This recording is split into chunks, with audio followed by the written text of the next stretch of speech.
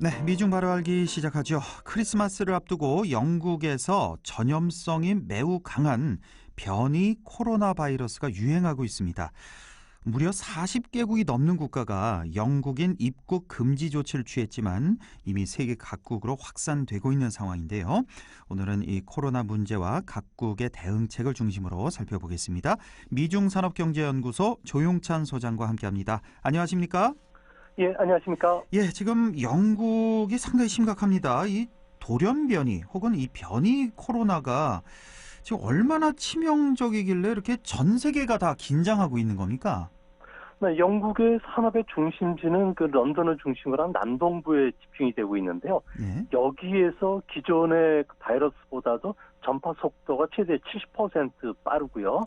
감염 재생산 지수라고 그래서 한 명이 얼마나 많은 타인에게 바이러스를 옮겨주는지를 보여주는 지표로 보면은 예. 0.4 정도 이상 상당히 높다고 합니다. 이 아, 때문에 현재 영국 같은 경우에는 12월까지 신규 감염자의 60%가 변이 종에 의해서 감염이 됐다고 하는데요. 예. 코로나 바이러스 표면에 있는 뿔같이 생긴 그 스파이크 단백질이 변이가 되면서 전파력을 좀 높인 것으로 지금 조사가 되고 있다고 합니다. 예.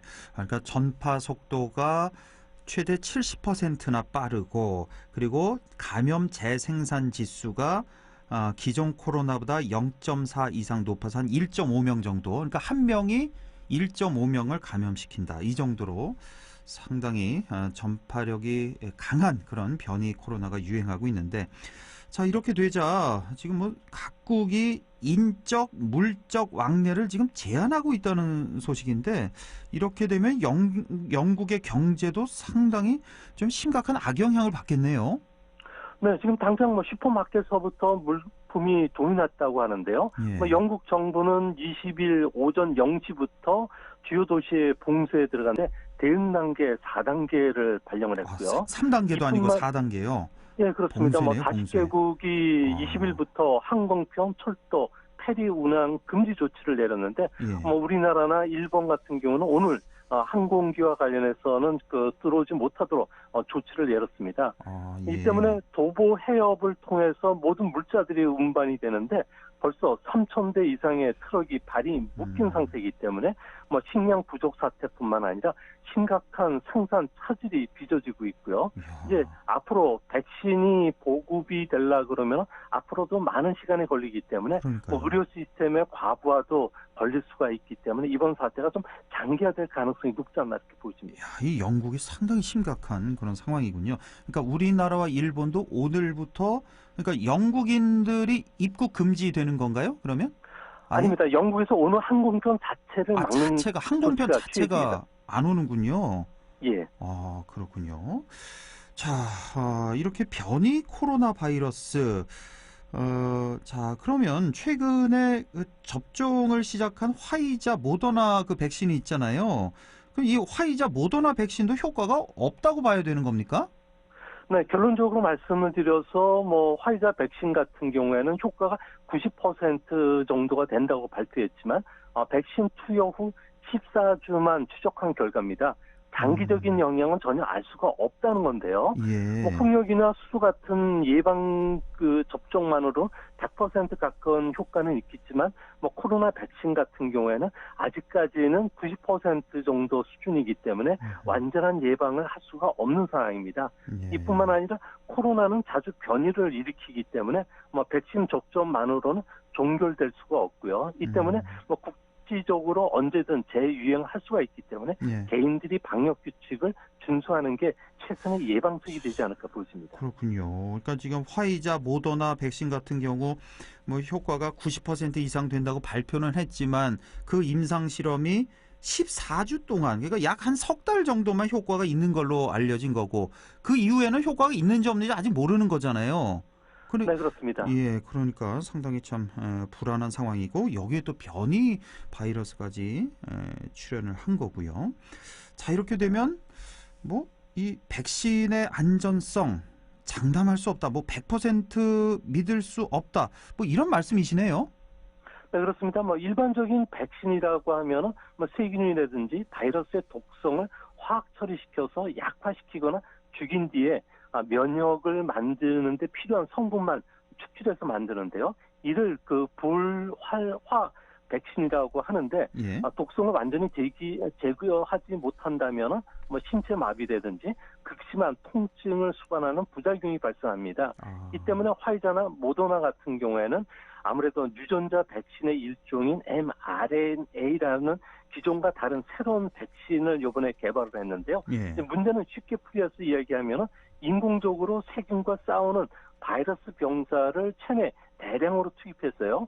인체 면역 체계와 함께 세균을 스스로 물리치게 하는 기술입니다. 예. 말은 좋은데요. 아무래도 백신을 사용할 때 안전하고 개발과 양산의 시간이 단축이 될 뿐만 아니라 대량 생산이 가능하다는 장점은 있겠지만 단점은 인체에 처음 사용하는 기술이기 때문에 안정성을 장담할 수 없다는 점입니다. 아, 그렇군요. 그러니까 지금 화이자나 모더나 백신 같은 경우는 그러니까 일반적인 백신과는 좀 다른 거군요. 그러니까 mRNA 백신, mRNA라는 전혀 기존과 전혀 다른 새로운 유형의 이런 백신이라는 건데 이거는 이제 안전성은 있고 대량 생산은 가능하지만 우리 인체에 투여한 거는 이번에 처음이다. 그러니까 위험성은 상존하고 있다 이렇게 봐야 되겠군요.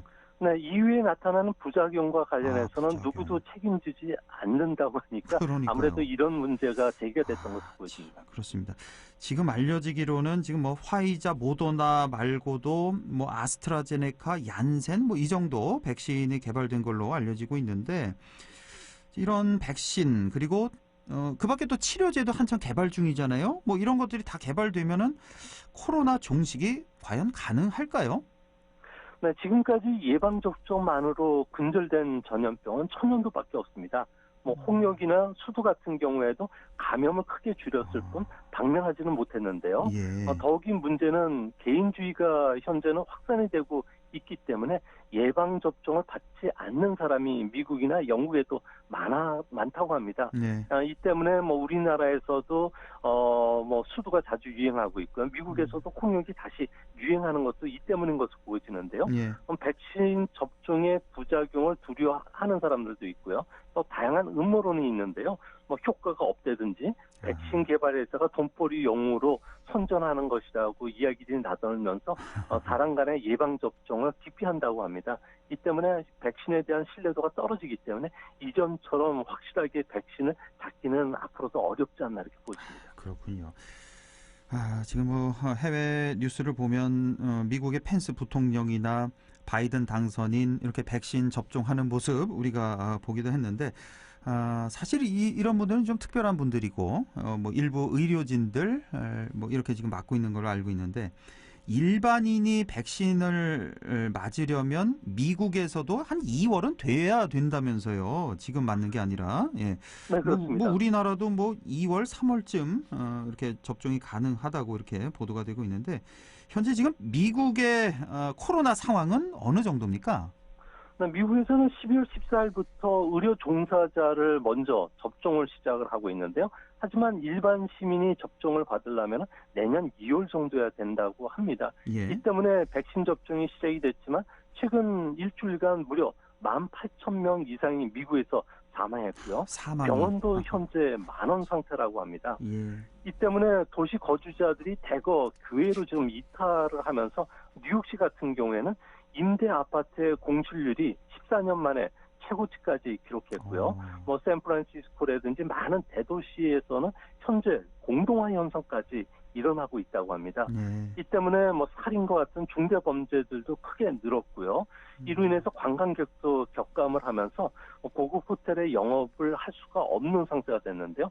결국 백신 보급만이 감염 종식을 막아줄 것으로 보여지지만 그때까지는 앞으로도 많은 시간이 걸리기 때문에 이제 앞으로도 그 상당 기간 많은 고통이 좀 수반되지 않을까 걱정이 됩니다. 참 정말 한마디로 공포, 패닉이라고 할 수가 있겠군요. 미국의 상황이. 현재 감염자만 1,700만 명이 넘어서고 조만간에 2천만 명 될 것 같고요. 사망자 수도 현재 31만 명이 넘어선 그런 상태입니다. 미국이. 영국의 심각성 앞서 말씀을 드렸고 자 이런 상황에 우리나라는 지금 백신 갖고 지금 왈가왈부하는 것 같습니다. 지금 정부 여당에서는 걱정 말라, 뭐 아스트라제네카 뭐 2월, 3월이면 접종 가능하다 이렇게 안심시키는 분위기고 일각에서는 이게 지금 너무 확보가 불충분하다 이렇게 좀 주장을 하고 있는데 현재 우리나라 백신 확보는 어느 정도나 된 상태입니까? 네, 인구 대비 백신 확보 수준은 OECD 회원국 37개국을 비교해 보면요, 우리나라는 34위로 최하위권인데요. 예. 우리나라와 같은 처지에 있는 국가들을 보면 아이슬란드, 콜롬비아, 터키 3개국밖에 없는 상황이다. 예. 뭐 신속한 방역이 아무래도 코로나를 조기 종식시키는 데 도움이 되기 때문에 미국 같은 경우에는 화이자 백신을 일찌감치 17달러 선에서 선계약을 했고요. 네. 유럽도 조금 늦었지만 30달러의 선에서 계약을 했는데 우리가 지금 화이자와 계약을 하려 그러면 100달러를 주어도 확보할 수 있는지 알 수가 없는 상태고요. 예. 이 때문에 내년 하반기에나 접종을 받을 가능성이 현재로서는 높지 않나 보여집니다. 화이자 같은 특히 경우는 예, 그렇습니다. 뭐 공무원들에 대해서도 좀 나무라야 될 것으로 보여지는데요. 백신을 대량 확보했다가 자칫 백신이 남아돌 경우 아니면 부작용이 발생할 경우 비난이나 책임이 자신들에게 올 것을 두려워하기 때문에 책임을 지고 백신 계약을 서두르는데 상당히 주저했던 것도 사실입니다. 예. 결국 3호 백신 후보인 아스트라제네카라든지 존슨앤존슨, 얀센이 FDA로부터 상용 승인을 받는다면 백신 공급의 적체가 좀 해소가 되기 때문에 이런 최선의 시나리오 하에서도 2월달, 3월달 정도에는 백신 공급이 시작이 될 가능성이 크지만 필수 인력이라든지 취약자에 대해서 먼저 접종이 돼야 되기 때문에 뭐 일반 국민들 같은 경우에는 하반기 정도 돼야 되지 않을까 생각이 듭니다. 그렇군요. 그러니까 OECD 회원국 37개국 중에 현재 백신 확보 수준이 34위, 최하위권인 것만은 사실인데 근데 지금 보도에 보면은 아스트라제네카 같은 경우는 뭐 1,100만 명분인가요? 이미 이거는 확실히 확보가 된 거고 한 4,400만 명분 정도는 거의 계약이 끝났다. 이렇게 알려지고 있는데 이거 조금 여유를 갖고 지켜봐야겠습니다. 자, 이번에 중국 소식 하나만 좀 보겠습니다. 베이징에서 최근에 그 중앙경제공작회의라는 게 열렸는데 뭐 우리로 따지면 뭐 경제 정책 관련 뭐 회의쯤 될 것 같은데 올해하고 내년에 중국 그 경제 상황을 좀 한마디만 좀 정리해 주셨으면 좋겠어요. 올해 같은 경우 GDP 성장률 그리고 내년 성장률 어느 정도나 지금 예상이 되고 있습니까?